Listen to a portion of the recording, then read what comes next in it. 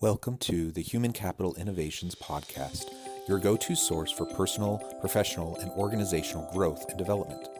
We hope you tune in often for all things people management, organizational development and change, organizational leadership, and social impact related. Maximize your personal and organizational potential with Human Capital Innovations Podcast.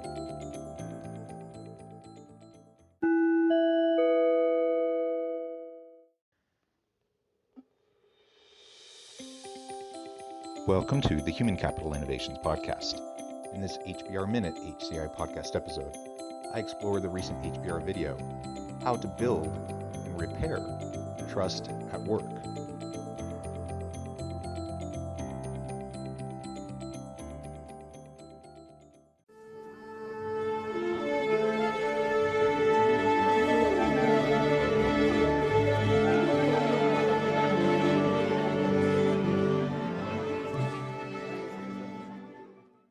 Welcome back to the Human Capital Innovations Podcast. It's great to be with you again today for this HBR Minute HCI podcast episode. Today I'll be exploring the recent HBR video, How to Build and Repair Trust at Work. In a world of hybrid offices and remote teams, trust among your work colleagues is more difficult than ever, but just as important. How do you build that trust, and how do you repair it when it breaks? Innovation editor Christine Liu talks with Tyree Mitchell, assistant professor at Louisiana State University, about the building blocks of trust, how to embed it in your work culture, and what to do when it breaks down. Thanks for joining me, and I'll catch you on the flip side of this first clip. Do I trust my team? Does my team trust me? Do I trust myself? My absolute favorite part of work is team collaboration. But now in a world of hybrid offices and remote colleagues, you have to rely on others, mostly sight unseen, to get things done. You want to hold people accountable without micromanaging. All this boils down to trust. I have three big questions. What are the essential ingredients for building trust on a team? How do I build trust on a team or with anyone at work, really? And how do I regain trust if I've lost it?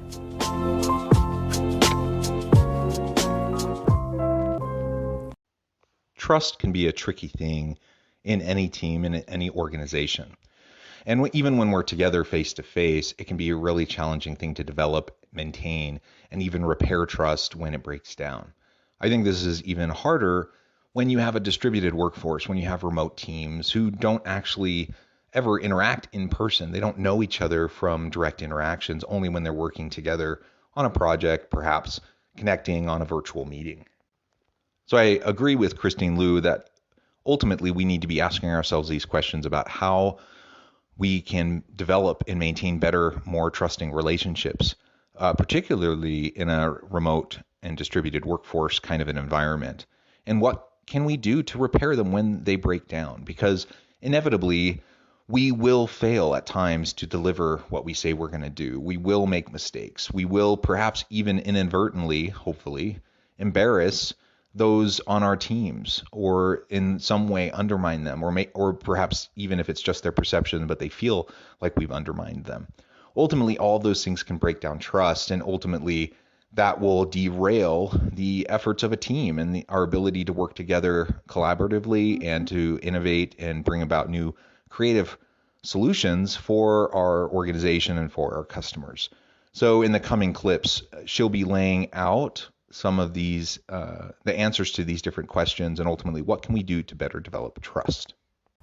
Trust, which is the willingness to be vulnerable and have confident expectations of how somebody's going to act in a team, is really important. That's Tyree Mitchell. He's a professor at Louisiana State University, and his research focuses on leadership and trust within teams.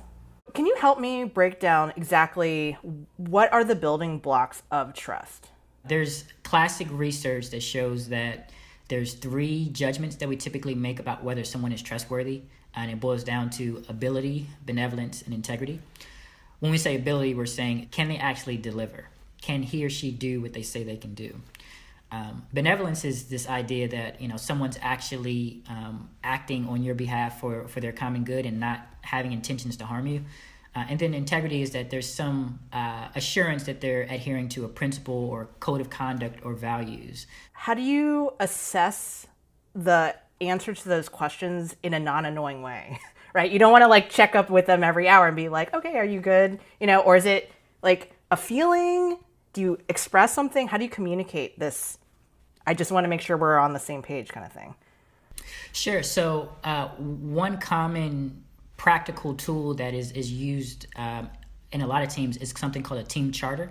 You sit down and you say, well, here's our goal. Here's what we need to accomplish. What do we need to do, or how do we need to actually interact to be able to do that? And so this is a discussion, and the power of it is that there's shared understanding and everyone is actually creating the norms for how it's going to get done. So I love the idea of a charter. It's just like plain as day, expectations laid out, and then everyone can weigh in and then sign off on it. It seems really helpful, in particular with like a new team, or if a bunch of people are coming together on a new project, just to kind of like make it crystal clear. Ability, benevolence, and integrity. Those are really the building blocks on which trust is made.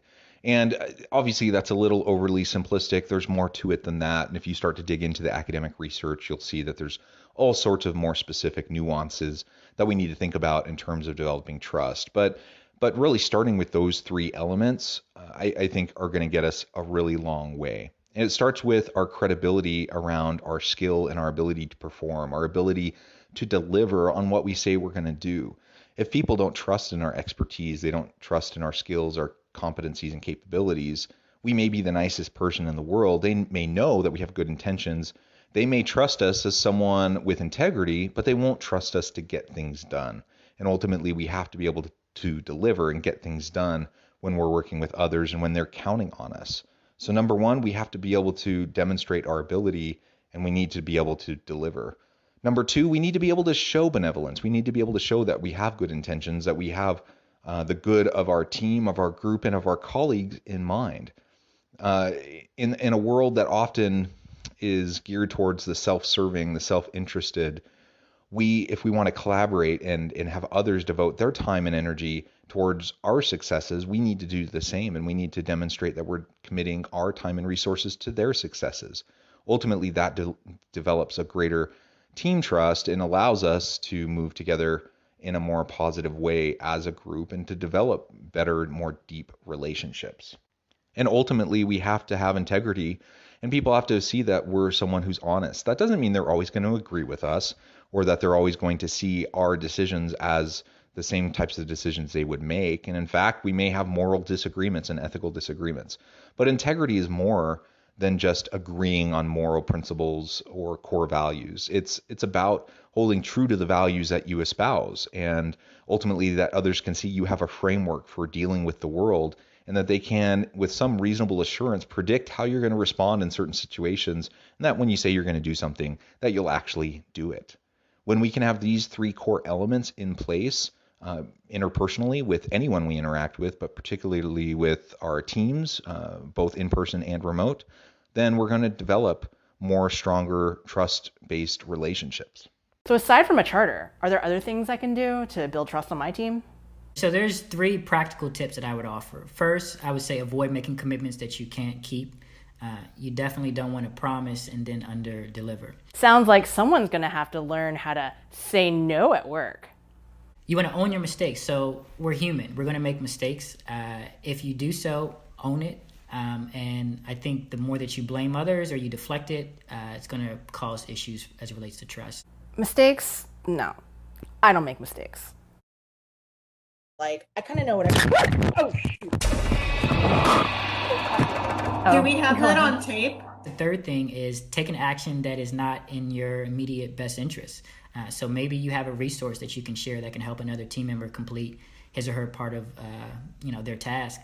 That may not necessarily be an immediate benefit to you, but that helps to build trust with them, knowing that you have their best interests at heart.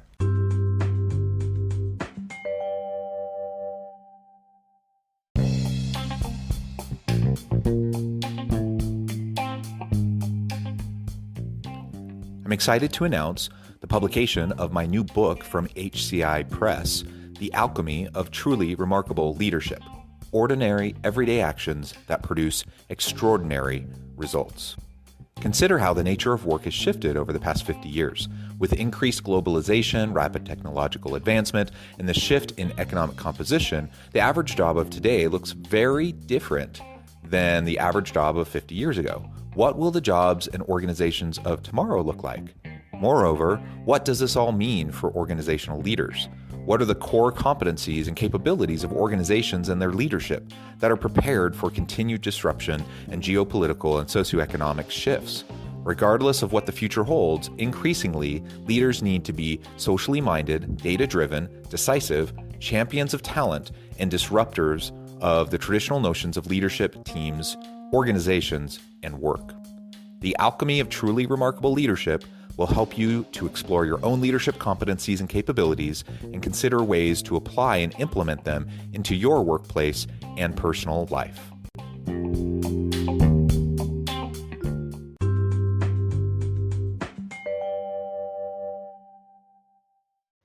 So what are some best practices in establishing trust?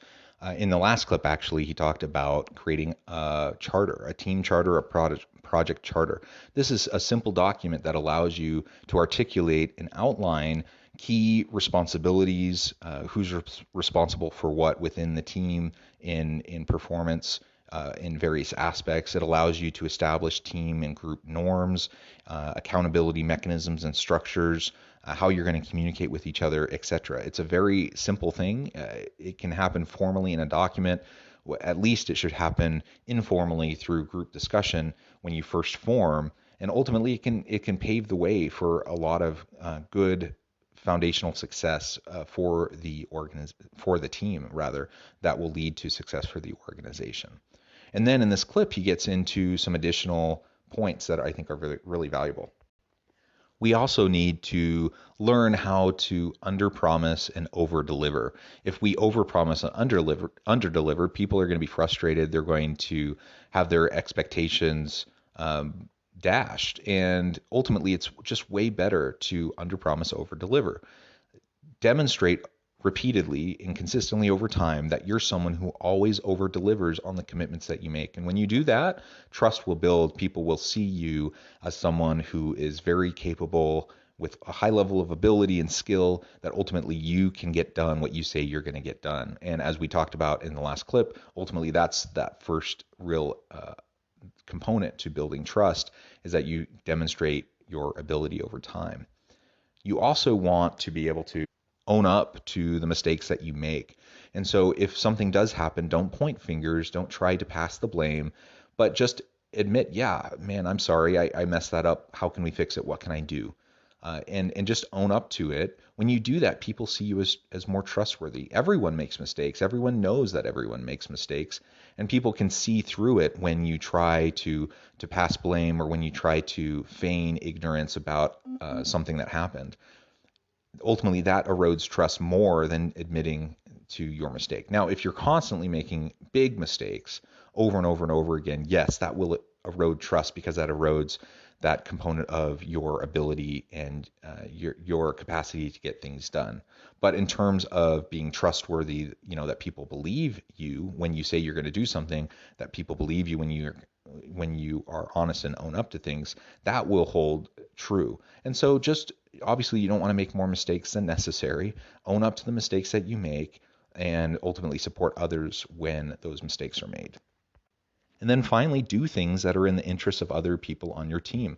If you're only ever doing things that are in your own best interest and your own self-interest, then people will see you as self-serving. But when you can spend the time to help others on your team and in your group to accomplish their tasks, they'll see that you're committed to the group.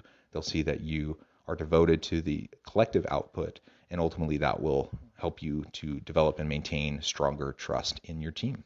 What happens if you just mess up? That trust may not be there. You missed a deadline, or you accidentally embarrass someone. How do you rebuild that trust? If I promised to do something and didn't do it, or worse, I did something that could potentially be to the detriment of the team. If I truly want to try to repair that trust, One thing that I can offer on my behalf voluntarily, is open monitoring of exactly what I'm doing. It's like, I screwed up, I let you guys down, I betrayed your trust. Actually giving them access to whatever it is that I still need to do moving forward. Being able to provide those structural solutions voluntarily can really make a difference. So when you make a mistake, when you erode trust, how do you start to rebuild it? And this builds off of the last clip where we were talking about how to sustain and maintain that trust over time. But you have to own up to your mistakes. If you make a mistake that's going to erode trust, you have to start by owning it. Own it first, take full responsibility, and then open up and be more transparent with your team. Because ultimately, I think most people want to trust those around them. They want to give them the benefit of the doubt. And if you overall have been a good performer on the team and you just make a mistake, you make a misstep, I think repairing that trust is a relatively easy thing, as long as you don't try to hide things, as long as you are open and transparent and will allow them access to what you've been doing. The more mistakes you make, the more trust that you erode, the more concerted and consistent effort over time that you're going to have to put into developing that trust again and rebuilding it over time. When trust erodes, the onus is on you to rebuild it. You can't just expect your team to automatically have trust in you again. It's one thing for them to forgive you for the mistake, but it's another thing altogether for them to be able to trust you again, especially if the mistake was really detrimental to the team. So own it, be more transparent, be open with them, and allow for oversight while they rebuild their trust in you. So here's the recipe for trust: ability plus benevolence plus integrity. And thanks to Tyree, I have some steps for how to build trust. Don't overpromise and underdeliver. Definitely own up to mistakes that you have made and help others even when you have nothing to gain. If you're a watcher of this series, you know that there's always a practice montage and then I show before and after and woo, this transformation. But trust is kind of tricky and involves people and involves vulnerability. Shockingly, actually monitoring and filming and possibly showcasing to a wide internet audience is not the best way to establish or maintain said trust. You may need to trust me on this, that I'm actually working on it, but just not for the camera. So this last clip of this video just summarizes and outlines those key points again. So I'm not going to reiterate them again as well, but only to hit home the importance of trust overall. If we want to be successful in our professional lives, we have to develop trust. If we want to develop our leadership capacity, we have to develop trust. We have to build relationships with those around us. Trust is the bedrock upon which those relationships are built. And so whether it's friendships, whether it's romantic relationships, whether it's workplace relationships with our colleagues, we have to develop trust. It's hard to build trust over time. It's much easier to erode trust. So we have to be intentional. We have to continue to focus on those relationships. We always need to make sure that we keep in mind how others are perceiving our interactions with them. Not that we always have to make everyone happy about our decisions and our choices, but we have to treat people with dignity and respect. We have to honor their time. We have to value their inputs. And ultimately, we have to do what we say we're going to do, and we have to show others that we care about them genuinely and sincerely. When we can do that over time, ultimately, we will be able to develop meaningful relationships of trust with those around us, including people on our teams, including people on our remote teams. I really appreciate this video. I think they lay out some really great, important principles, some core principles and tips on how we can develop and maintain and sustain trust over time. I hope that you'll consider how you're doing this within your teams, within your organizations, and I'm sure we all have some areas that we can work on. Thanks for joining me for this episode of the Human Capital Innovations Podcast. As always, I hope you stay healthy and safe, that you can find meaning and purpose at work each and every day, and I hope you have a great week.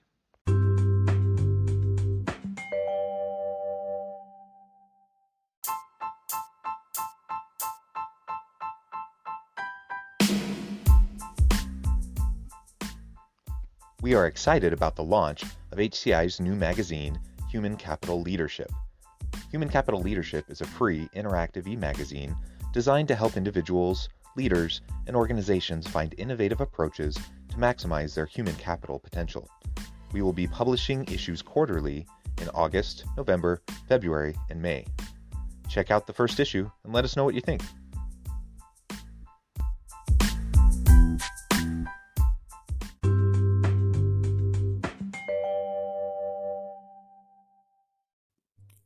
Thanks again for joining us for this episode of the Human Capital Innovations Podcast.